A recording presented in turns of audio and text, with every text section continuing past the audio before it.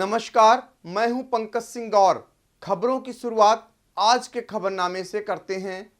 सीतापुर के गांजरी इलाके में शारदा व घाघरा एक तरफ, कुआं तो दूसरी तरफ खाई की तर्ज पर तबाही मचा रही हैं। नदियों का जलस्तर घटने से बाढ़ कम तो हुई है, लेकिन कटान शुरू हो गई है। शारदा की तीखी धारा से पिछले वर्ष 12 करोड़ रुपए की लागत से बसंतापुर में बना बांध क्षतिग्रस्त होने लगा है। बांध के 24वें गटर के 3 स्टेट ढह गए हैं। उधर घाघरा बिस्वा के गांव दर्जनपुरवा में कटान कर रही है। ग्रामीणों ने बताया कि अगर कटान और तेज हुई तो नगीनापुरवा व कोनी गांव भी कटान की जद में आ जाएंगे। सरकारी मशीनरी बाढ़ प्रभावितों को सुविधाएं उपलब्ध कराने में संवेदनशील नहीं है। इसका अंदाजा नाविकों के बकाया पारिश्रमिक से लगाया जा सकता है। आपको बता दें, पिछले वर्ष जिन नाविकों ने बाढ़ प्रभावित क्षेत्र में नाव चलाई थी, उन्हें अभी तक पारिश्रमिक नहीं मिला है। ऐसे में नाविक आक्रोशित हैं। नाविकों ने बताया कि अधिकारियों से कई बार गुहार लगाने के बावजूद मेहनताना नहीं मिला है। टिड्डी दल जनपद की सीमा पार कर गए हैं, लेकिन उनके हमले से हुए नुकसान से किसानों के माथे पर चिंता की लकीरें खिंच गई हैं। 3 दिनों के हमले में टिड्डी दलों ने सर्वाधिक नुकसान पिसावा क्षेत्र के गांव में किया है। मछरेटा के गांव दौलतपुर, चित्रेहटा, भदेबर व सुरजनपुर में भी टिड्डी दल ने तबाही मचाई है। यही नहीं, मिश्रिक व बिस्वा ब्लॉक के कई गांवों में टिड्डी दल के हमले से फसलों को आंशिक नुकसान हुआ है। सोशल डिस्टेंसिंग को बनाए रखने के लिए जिला अधिकारी अखिलेश तिवारी दिन रात एक किए हुए हैं। सोमवार को उन्होंने भरी दोपहर में तहसील परिसर व बाजार का भ्रमण करके जनमानस से कोविड के नियमों का पालन कराने की अपील की, लेकिन मंगलवार को उनकी अपील का असर कहीं नहीं दिखाई दिया। तहसील परिसर में लोग गोल में बैठे दिखे। कोरोना काल में भी खनन माफिया के हौसले पस्त नहीं हुए हैं। सोमवार की रात रामपुर मथुरा क्षेत्र के चिखड़ी गांव में पिछले कई दिनों से चल रहे खनन को ग्रामीणों के विरोध के बाद पकड़ा गया। तहसीलदार महमूदाबाद अशोक कुमार ने मौके पर पहुंचकर खनन में लगे 6 ट्रक सीज कर दिए। चालक जेसीबी के साथ भागने में कामयाब रहा। जिला खनन अधिकारी संजय प्रताप ने बताया, खनन अवैध तरीके से चल रहा था। मंगलवार दुर्घटनाओं का दिन रहा। अलग अलग थाना क्षेत्रों में हुए हादसों में जहां छात्र समेत 2 लोगों की मौत हो गई, वहीं कई अन्य लोग गंभीर रूप से घायल हो गए। थाना खैराबाद इलाके में ई रिक्शा और बाइक की भिड़ंत में बाइक सवार छात्र 20 वर्षीय दानिश पुत्र रियाज और 18 वर्षीय अयान घायल हो गया। आपको बता दें, लखनऊ में इलाज के दौरान दानिश की मौत हो गई। इसी थाना क्षेत्र के बिनौरा गांव अंतर्गत कार की टक्कर से हरैया मछरेटा निवासी आशीष की मौत हो गई। थाना रामकोट इलाके में जवाहरपुर चीनी मिल के पास गाजीपुर गांव के निकट इंडियन गैस एजेंसी की पिकअप ने बाइक को टक्कर मारी, जिसमें 3 महिलाएं गंभीर रूप से घायल हो गईं, जिनका इलाज जारी है। अलग अलग परिस्थितियों के चलते जिले में 400 पाए गए, जिनमें से कुछ की शिनाख्त हो सकी, वहीं कुछ की पहचान के लिए पुलिस जुटी है। सकरन थाना क्षेत्र से निकली सिलौली नदी में 3 दिन से लापता विवाहिता का शव बरामद हुआ, जिसकी शिनाख्त निशा पत्नी राकेश निवासी भडौली सकरन के रूप में हुई। मृतक के पिता जगदीश ने पहले ही ससुराली जन बसंत, राकेश आदि पर दहेज के लिए मारपीट कर घर से भगाने का आरोप लगाया था। पुलिस ने मामले की जांच शुरू कर दी है। सरकार लगातार बेटी पढ़ाओ बेटी बचाओ का संदेश दे रही है। ऐसे में सीएससी सांडा से चंद कदमों की दूरी पर नवजात बच्ची का शव मिला, जो मानवता को शर्मसार करने का संदेश दे रहा है। हड़कंप के बीच शव का अंतिम संस्कार कर दिया गया है। वहीं महमूदाबाद रेलवे स्टेशन के समीप एक बालिका का कटा शव पाया गया, जिसकी शिनाख्त के लिए पुलिस देर रात तक जुटी रही। कमलापुर इलाके के गांव बरेठी निवासी प्रमोद यादव पुत्र बच्चू लाल का शव गांव के बाहर राम अवतार की बाग में मिला। प्रमोद ने वर्ष 2012 में अपने ही बेटे की हत्या कर दी थी। बताया जा रहा है कि उस केस का निर्णय सुनाया जाना था, जिसके कारण ही उसने आत्महत्या कर ली है। मिश्रिक तहसील में अचानक छप्पर गिरने से एक वृद्ध किसान की मौत हो गई। सोमवार देर रात बर्मी गांव निवासी 70 वर्षीय शंभू छप्पर के नीचे सो रहा था। अचानक छप्पर गिर गया, जिसमें दबकर शंभू ने दम तोड़ दिया। सूचना मिलने पर राजस्व कर्मियों ने मौके पर जाकर जांच पड़ताल की है।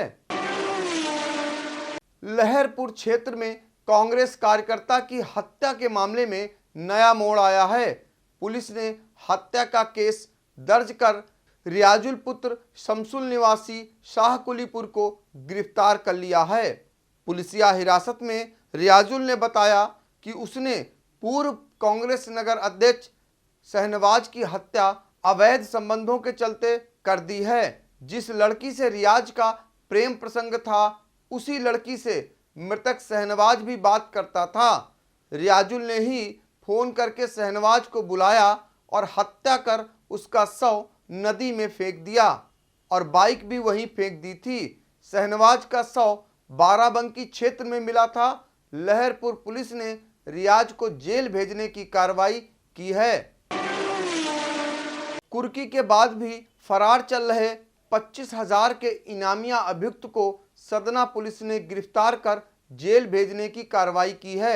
अभियुक्त कमलेश मिश्रा पुत्र सियाराम निवासी चौपरिया थाना सदना के मामले में वांछित था, जिसके घर की कुर्की भी की जा चुकी थी। थानाध्यक्ष संजय पांडे ने बताया कि अभियुक्त को जेल भेजने की कार्रवाई की जा रही है। जिला अधिकारी अखिलेश तिवारी ने कलेक्ट्रेट सभागार में आयोजित आयुर्वेदिक एवं यूनानी चिकित्सा की बैठक कर जिलाधिकारी अखिलेश तिवारी ने कलेक्ट्रेट सभागार में एक बैठक कर आयुर्वेदिक एवं यूनानी चिकित्सा विभाग के चिकित्सकों को इन प्राचीन चिकित्सा पद्धतियों को जन जन तक पहुंचाने के लिए प्रचार प्रसार करने के निर्देश दिए हैं। जिलाधिकारी ने सभी चिकित्सकों को प्रेरित करते हुए कहा कि आने वाले मरीजों के इलाज के लिए उन्हें बेहतर सुविधाएं उपलब्ध कराई जाएं तथा उन्हें आयुर्वेदिक चिकित्सा पद्धति के विषय में जानकारी दी जाए। सेवानिवृत्त क्षेत्रीय यूनानी एवं आयुर्वेदिक यूनानी अधिकारी डॉक्टर प्रभात कुमार मिश्रा ने आयुर्वेद के उपयोग के बारे में जानकारी दी। बैठक के दौरान क्षेत्रीय आयुर्वेदिक एवं यूनानी अधिकारी डॉक्टर कृष्ण गोपाल सहित सभी आयुर्वेदिक चिकित्सा अधिकारी एवं चिकित्सा एवं संबंधित अधिकारी उपस्थित रहे।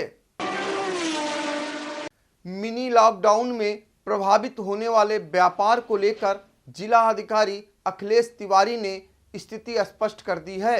डीएम ने बताया कि शनिवार एवं रविवार को संपूर्ण लॉकडाउन रहेगा। ऐसे में जारी रोस्टर के मुताबिक शनिवार को खुलने वाली दुकानों को बुधवार को खोलने की अनुमति दी गई है। आपको बता दें, कोरोना के चलते जनपद में अल्टरनेट डे दुकानें खोलने की व्यवस्था चल रही है। हालिया प्रदेश सरकार की ओर से लगाए गए साप्ताहिक मिनी लॉकडाउन के क्रम में शनिवार को खुलने वाली दुकानों के व्यापारियों को दुकानों से हालिया प्रदेश सरकार की ओर से लगाए गए साप्ताहिक मिनी लॉकडाउन के चलते शनिवार को खुलने वाली दुकानों के व्यापारियों को नुकसान उठाना पड़ रहा था। इस समस्या के समाधान के लिए व्यापारियों ने डीएम से गुहार लगाई थी। खैराबाद के धार्मिक स्थल भुइयाताल पर एक विशेष संप्रदाय के युवक के शराब पीने पर बवाल खड़ा हो गया है। महंत बजरंग मुनि उदासीन व रामे की अगुवाई में कस्बे के सैकड़ों लोगों ने भुइयाताल पर युवक की गिरफ्तारी के मांग के समर्थन में धरना शुरू कर दिया। हालांकि पुलिस ने प्रदर्शनकारियों को युवक के शीघ्र गिरफ्तार करने का भरोसा दिया है। भरोसा मिलने से पहले प्रदर्शनकारी सीतापुर बिस्वा मार्ग जाम करने की प्लानिंग कर रहे थे। सीतापुर में कोरोना का कहर थमने का नाम नहीं ले रहा है। मंगलवार को 4 नए मामले प्रकाश में आने के बाद जिले में कुल मरीजों की संख्या 107 हो गई है, जिनमें 42 एक्टिव केस हैं। शहर के आलमनगर में दंपति के अतिरिक्त बिसवा के चिड़ीमारन टोला में 2 पॉजिटिव मरीज मिलने से हड़कंप मच गया है। आपको बता दें कि बिसवा में निरंतर कोरोना के मरीज बढ़ते जा रहे हैं। अंडर ट्रायल बंदियों को रिहा किया जाने में आने वाली परेशानियों के निस्तारण को लेकर जिला कारागार में जिला जज कुलदीप तिवारी द्वितीय ने जिला अधिकारी अखिलेश तिवारी, पुलिस अधीक्षक आरपी सिंह व जेलर आरएस यादव के साथ बैठक की। बैठक में विभिन्न पहलुओं पर मंथन किया गया। अधिकारियों ने जेल का निरीक्षण भी किया। जेल परिसर में कोरोना से बचाव के लिए माकूल बंदोबस्त करने के निर्देश दिए। मासूम के साथ दुष्कर्म कर उसकी निर्मम हत्या करने वाले गिरफ्तार अभियुक्त पर पुलिस अधीक्षक ने राष्ट्रीय सुरक्षा अधिनियम के तहत कार्रवाई की है। आपको बता दें कि बीती 10 फरवरी को मोहाली के पीरपुर निवासी राजू मिश्रा पुत्र कल्लू ने 3 वर्षीय मासूम के साथ दुष्कर्म कर अपने ही घर में बच्ची की हत्या कर शव को बाल्टी के नीचे ढककर रख दिया था। घटना से इतना रोष उत्पन्न हुआ था कि तत्कालीन आईजी रेंज लखनऊ एसके भगत को अगले दिन घटनास्थल की जांच करनी पड़ी थी। राजू को गिरफ्तार कर जेल भेजा गया था। मंगलवार को एसपी आरपी सिंह ने राजू पर एनएसए लगाने की कार्रवाई की है। यह था आज का खबरनामा। खबरों के लिए देखते रहिए आई इंडिया। शुभ रात्रि, शब खैर।